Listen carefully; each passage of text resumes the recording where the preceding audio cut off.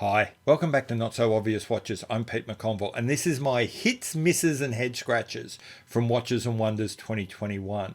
Note, I won't be including anything from Breitling in here. Two reasons. One, I've already done a video on them, and two, strictly speaking, they weren't really part of Watches and Wonders. Not a lot of Rolex discussion in this. I didn't think that they were particularly interesting, so they haven't really made this, except for one little comment right at the end. So if you're hanging out for my ideas about Rolex on this channel, you go to the very, very end, you'll hear a little bit. I am going to be doing a video more broadly looking specifically at kind of my analysis of that after this video. Anyway, that's enough of a lead in. See you on the other side of the intro.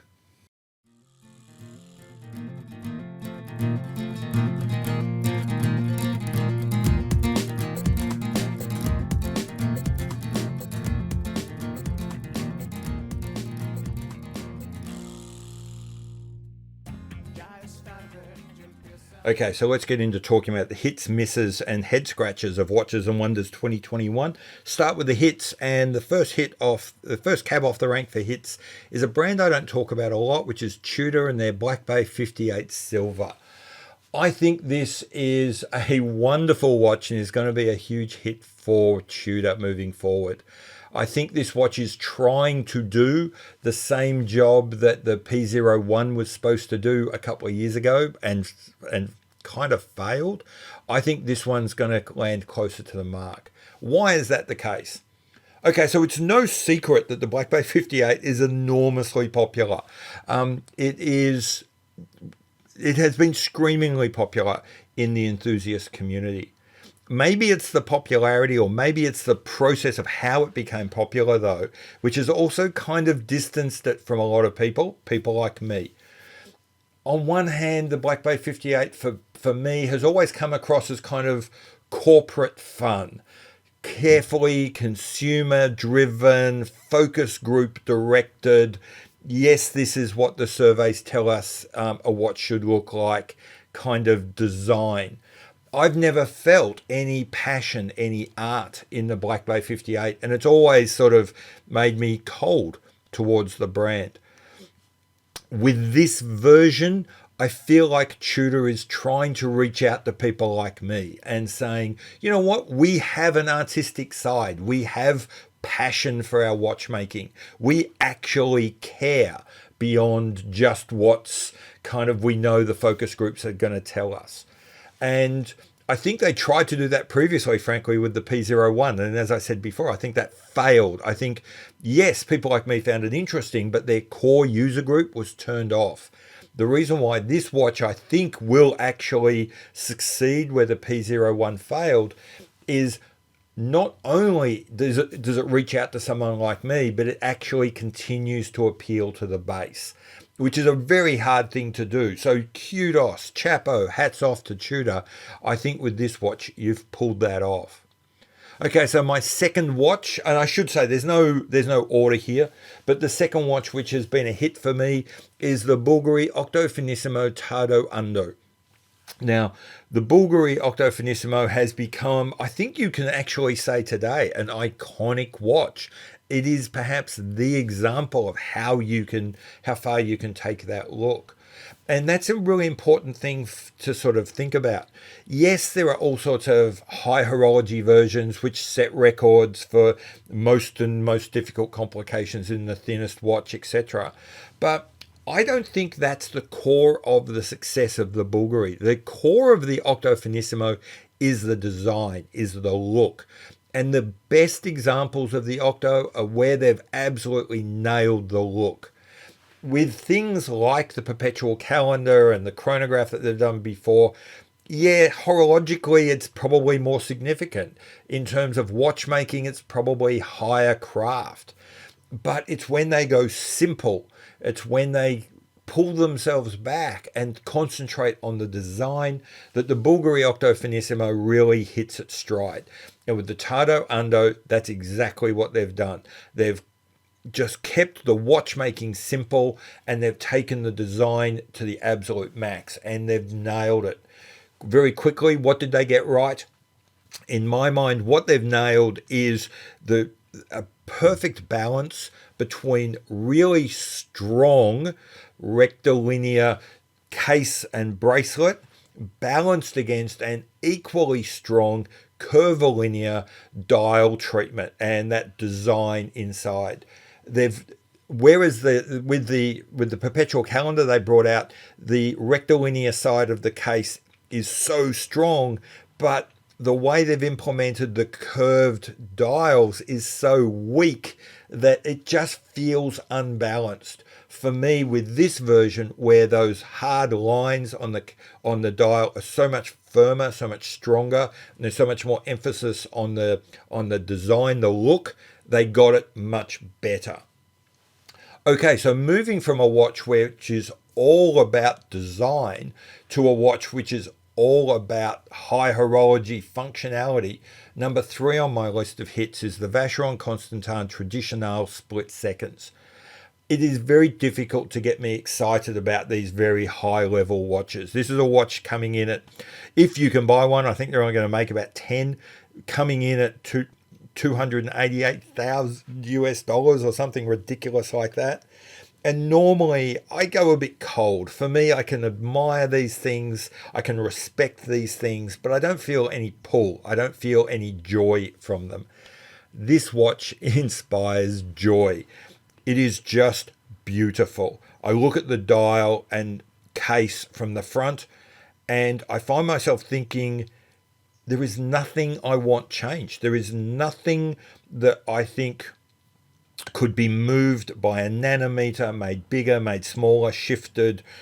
It's just, everything feels that this is how it should be. And it's so simple and clean, but at the same time never sterile. There's a real restraint. You get the feeling like someone is so passionate about this, they're hanging on with dear life, but at the same time they've poured all of that into the dial. And the other thing I love is you find yourself thinking, I could stare at that dial forever, until you turn the watch over and it is equally beautiful on the back in an altogether different way. It is now a mass of lines and shapes and curves and finishes.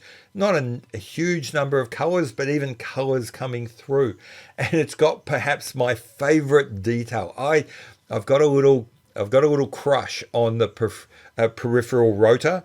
They're not particularly efficient. They're incredibly difficult. They're very, very expensive, but I just love seeing them. I think it gives you, it's just, for me, it's just something that some people are into loom. I'm into peripheral rotors. I can never afford to have one. That's probably the downside. But yeah, this watch, just love it to pieces. Next, I'm going to move on to a little bit more mass market, but still expensive, which would be the IWC Big Pilot Mojave lines. Again, this is one of those cases where there's something that would normally get between me and the watch. As someone who's in the military but not a fighter pilot, the Top Gun connections actually are a bit cheesy for me. I'm not really a big fan of them, but I can look past that for this watch. I think I might have used the word once already, but I'm going to use it again, which I don't like doing, because icon gets used way too often. I mean, it's often just used as a way of saying a famous watch or a popular watch. But the IWC Big Pilot is a truly iconic watch. It is truly an exemplar of its type. Being an icon is kind of a double-edged sword. Yeah, of course, it's great. Wouldn't you? Who doesn't want to be an icon? But on the other hand, it also brings with it the reality that you will be seen as something to be copied. There will be lots of versions of your watch being put out by other people. That's part and parcel. That's a necessary condition of being an icon. The other issue about being iconic is you don't necessarily have the freedom of your imitators. They'll often pick up and run in different directions, that because you're the exemplar, you feel you can't move. And we see that a lot with other big brands that have these iconic watches. What I love about this watch is that IWC have been strong enough to move their icon, to change it. Yes, they've kept the original 55mm or whatever size is, 46mm big Pilot that you can buy somewhere else. But I love that they've been strong and confident enough to say, despite that, we're going to take our big Pilot and we're going to mess with its sizes, we're going to mess with its colors, we're going to mess with its finishes, we're going to present it in a whole new way, and then absolutely nail it, then get it absolutely right. The colors that they've chosen, the textures that they've chosen, the gradations of the shading, they've just nailed it. This is just a wonderful watch. From a purely visual perspective, I think I actually prefer the perpetual calendar version. Yes, there is a lot going on, but the way that the shades and colors have been handled, they've probably let a lot of legibility go, but it's just such an attractive thing to look at as a physical artifact. As an actual watch I was going to buy especially, the simple three-hander with the power reserve and date, though, is the one I would pick. That's probably the one I'd be more likely to actually buy and wear. But all in all, it doesn't matter which one you pick. The IWC Big Pilot Mojave line is a huge hit for IWC. Okay, so the next watch that I'm going to pick is very personal to me, and a lot of you might look at this and go, what the hell? This is no big deal. And that is the Chopard LUC GMT1 Black. I am a big GMT watch fan. I love that idea of the GMT function. For me, people talk about moon phases being a particularly romantic function. For me, that's GMTs. The idea of travel or the idea of reaching out and communicating to people around the world is an essentially romantic thing for me. And a GMT functionality, that little extra hand telling me the time somewhere else in the world, always evokes that romance for me. Okay, so what's that got to do with the Chopard? Because that's a complication I'm into, I spend a lot of time searching and looking around for other GMT watches to get. And I routinely end up looking at the Chopard LUC GMT. However, I routinely end up seeing something wrong with the watch that isn't quite what I want. A finish that's not quite right. A color that's just a bit too much. Something a bit too glossy, a bit too shiny. This watch, you know what it's like when there's a watch that you really love, but there's just something wrong with it and you can't quite get there? Well, with the GMT Black, Chopard has fixed that. They have now given me the watch I want. And so for me, that makes this a hit. I realize it's a hit for maybe one person in the world. On the other hand, Chopard won't worry about it because they're only making 250 and they're probably all sold by now anyway. But I love that watch. Okay, so the next watch is one that has come on and off this list over and over again. It is the Panerai Submersible Bronze Blue Abisso. When I first heard that this watch had been released, I didn't even open it. I didn't even click. I just scrolled down to the next article on Watchville or went to the next scan. It's going to be just another Panerai, just another submersible. We've seen the bronze before. We've seen the blue before. Why would I even bother looking? And so I did. I moved on. I didn't even look at it until late yesterday sometime. But then I was just cruising, looking at something else. There was a lot of controversy about their E-Steel stuff, which I didn't really like. But when looking at the E-Steel stuff, someone made a comment about, yeah, it's a shame it doesn't look as good as the new bronze one. I thought, oh, okay, I'll go have a look. I had a look and then just stopped. It's gorgeous. It is just stunning. But then I immediately said, but it is very obvious. It is still just a Panerai. And we've seen all this before. And then I moved on and went and looked back at something else. And then I started thinking about making this list. And I started opening up web pages of the watches I was interested in. And I immediately opened this one and then found myself staring at the watch. And then again thinking, but I'm not going to put this on. It's just another Panerai, just another submersible, just another bronze watch, etc., etc. And then as I'm putting the list together and giving you the names that I've already given you, there's a little part of me going, but you'd actually prefer the Panerai over some of these. And I went back and I had another look. And you know what? Yes, it is just another Panerai submersible. Yes, it's just another bronze Panerai. Yes, it's just another blue. But every single part of that is exactly as it should be. Every single part of that is right. They just sometimes they say that watches can be more than the sum of their parts. And for me, this watch fits into that category.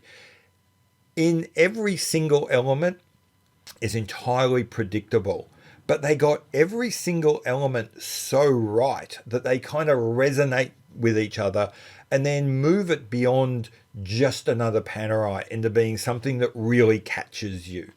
And yeah, this is it for me. I think they could not have done this any better. And for that reason, I have to call it a hit for the year. Okay, so my last hit for the year is a slightly odd pick. It is the Hermes H08. Hermes has been kicking around making watches for a while. Some of them have been very good, but they've been kind of niche. They've been kind of, to be blunt, probably a bit feminine. Probably ties in with what Hermes does for the rest of its catalogue. With this one, I feel like they're butching it up a little bit. It does feel a bit more masculine. It feels like it's reaching out to a bigger audience. It's certainly more in a world where we're seeing so much kind of retro inspired, obviously coming from the 40s or the 50s, or even these days we are reaching up to the 70s occasionally. There's something very new and modern feeling about this watch, whilst at the same time feeling kind of comfortable. I can feel where it's come from. I'm not sure if I'm expressing that pretty well, but there's a part of me that says this is like an alternate future of the 70s sort of watch. The case shaping and everything is kind of familiar, but at the same time, they've balanced that with some really interesting use of textures, really interesting, possibly very divisive fonts. I'm not even sure if I like the font style that they've chosen for the numerals, but I just like that they chose something so interesting. So for me, I had this down as a hit because A, I liked it, and B, I think it will do something. It really has done something, said something new about Hermes. And a bit like we spoke a lot about Bulgari and how they, once upon a time were nothing, but are now seen as a serious watch maker. I think watches like the H08 potentially could start dragging a brand like Hermes in that direction as well. Okay, so that's my hits. Now my misses. I think the Cartier Privé Clock de Cartier was a huge miss. I think that I appreciate that where Cartier comes from. I appreciate their history. I appreciate why they often bring back these older jewelry style pieces. I also appreciate that there's often a significant amount of watchmaking skill as well as jewelry and design skill. None of that is enough to get the Clock de Cartier over the line. I must admit, when I first looked at it, I started calling it the Tombstone watch. When I brought it up on a live stream, a few people had a look at it and went, oh yeah, I can see Tombstone, but I can really see Brest. And then that led to a whole lot of other jokes.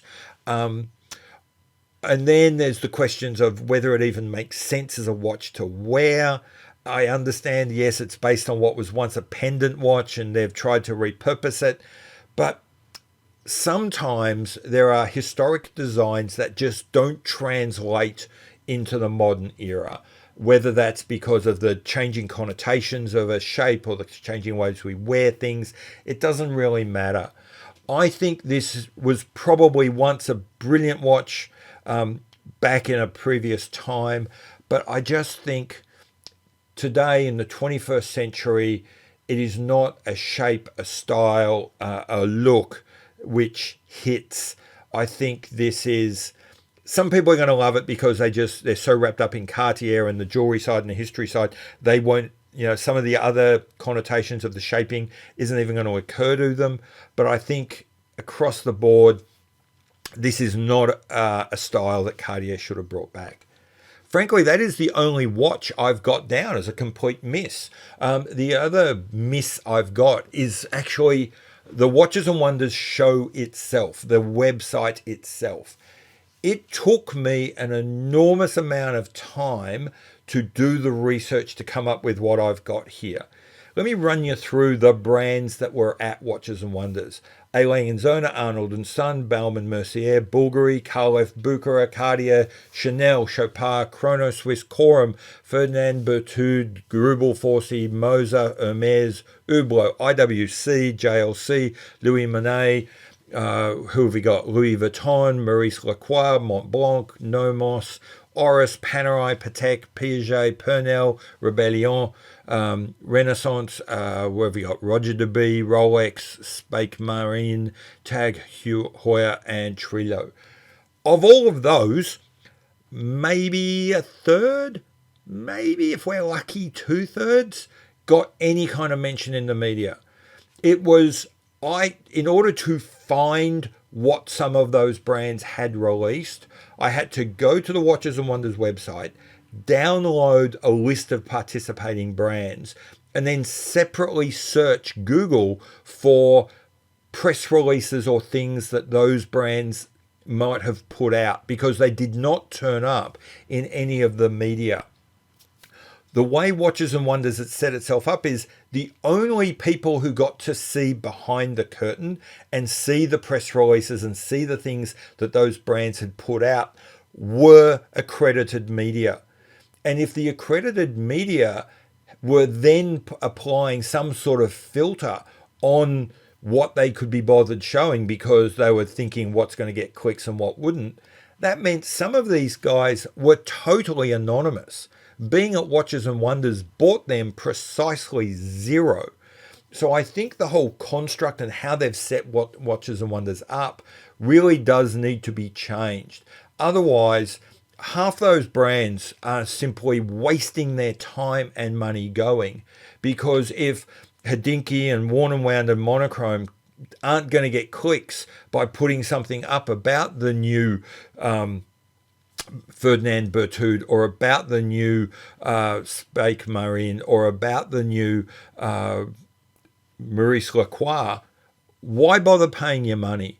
And I think that's probably something Watches and Wonders needs to think about next year. Okay, so let's finish up quickly with the head scratches of Watches and Wonders 2021. The things that make me go, The first is Tudor with a $17,000 US solid gold Black Bay 58 with an open case back and an undecorated shitty little movement in the back. Was this a power move from them to show what they could do? Is this a Panerai Brooklyn Bridge special edition level mistake? I don't know. I don't understand what they were thinking in putting that together, and it just baffles me as to what the plan is with that watch. Speaking of being baffled about plans, the Jaeger-LeCoultre Reverso Quadriptych. I hope I said that right. I have done so many takes trying to get that right. Okay, the super expensive, super complicated, insane four-sided Reverso watch. It is a tour de force. I love it. I'm not critical of the watch at all. The bit that makes me confused is, what's the business case for making this? Who does Jaeger-LeCoultre think they need to prove their chops to? If you look at where they're at, what's going wrong, where they're strong, where they're weak, where they could potentially shore up the brand, this is the last thing I'd be proposing. I don't really understand where this fits in and how this solves any problem for Jaeger-LeCoultre. So yeah, it just, I love the watch, don't get me wrong, but it does make me scratch my head.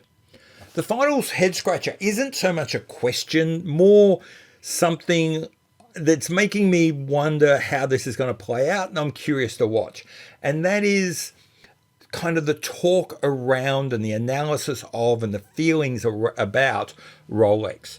I mentioned last year when I was doing a kind of wrap up of 2020 and looking forward to 2021 that I'd sensed a certain weariness around the Rolex topic. That's still true. However, I'm looking at some of the comments and the responses to the Rolex rollout this year, and then the response to the response. I think that weariness is now elevating to an almost tetchiness. It's nowhere near anger yet, but we're on the way. And look, it wouldn't really be worth noting if it was the typical people inside the Rolex cult versus people outside the Rolex cult. That's always been fairly easy to write off, often in fairly harsh terms, but everyone kind of knew where they were. What I've noticed this time is it's people inside the religion. It's one sect of Rolex lovers versus another sect of Rolex lovers.